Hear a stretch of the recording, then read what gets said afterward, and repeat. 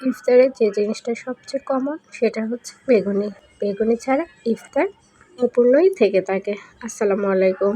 আজকে আরও একটি সহজ রেসিপি নিয়ে হাজির হলাম। আজকে তৈরি করব মচমচে বেগুনি। করে দীর্ঘ সময় মচমচে রাখা যায় সেই টিপস থাকছে এই ভিডিওতে। চলুন শুরু করি।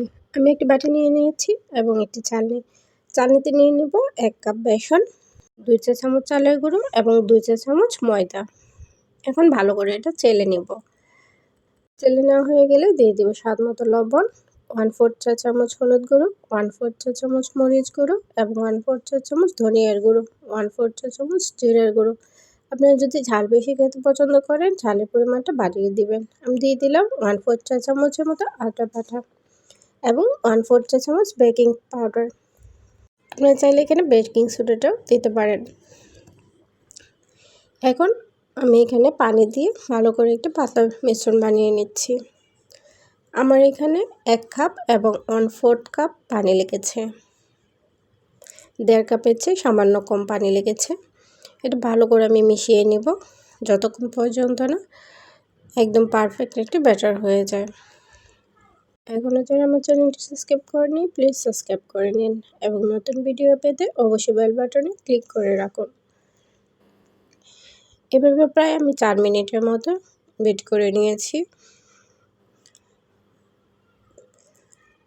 4 মিনিট পর দেখাচ্ছি কেমন হয়েছে। এখন একটি পাত্রে আমি 1 চামচের মতো তেল গরম করে নিয়েছি। এখন এই তেলটা দিয়ে দিচ্ছি। এখানে আমি কুসুম গরম তেল করেছি। আরও 2 মিনিটের মতো এটা বিট করে নিচ্ছি। আমার মোট 5 মিনিটের মতো সময় লেগেছে। এখন আমি বেগুন কেটে নিয়েছি স্লাইস করে, একদম মোটাও না একদম পাতলাও না। সামান্য একটু লবণ এবং সামান্য একটু মরিচ গুঁড়ো দিয়ে ভালো করে মাখিয়ে নিচ্ছি।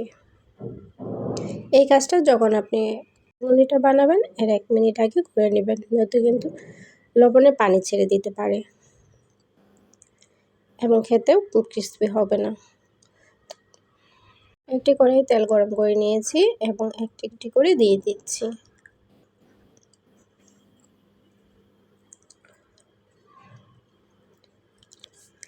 এখন নিচ থেকে উপরে তেল দিয়ে দিব, তাতে তাড়াতাড়ি ফুলে যাবে এবং জালটা কিন্তু কম আঁচে রাখার চেষ্টা করবেন। বেশি জাল দিলে নিচে একদম পুড়ে যাবে এবং ফুলবেও না।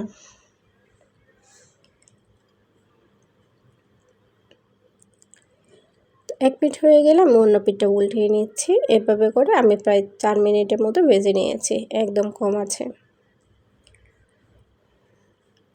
যারা আমার চ্যানেলটি এখনও সাবস্ক্রাইব করেনি প্লিজ সাবস্ক্রাইব করে নিন। আমার প্রায় 4 মিনিটের মতো সময় লেগেছে বেগুনিগুলো ভাজতে। বেগুনিগুলো ভাজা হয়ে গিয়েছে, এখন আমি নামিয়ে নিচ্ছি। এই বেগুনিগুলো 3 থেকে 4 ঘন্টা আপনি এমনি মচমচে রাখতে পারবেন। দেখুন কতটুকু ফুলকো হয়েছে। আশা করি ভিডিওটি সবার কাছে ভালো লাগবে এবং ভালো লাগে থাকলে অবশ্যই লাইক, কমেন্ট এবং সাবস্ক্রাইব করতে ভুলবেন না। সবাইকে ধন্যবাদ। আসসালামু আলাইকুম।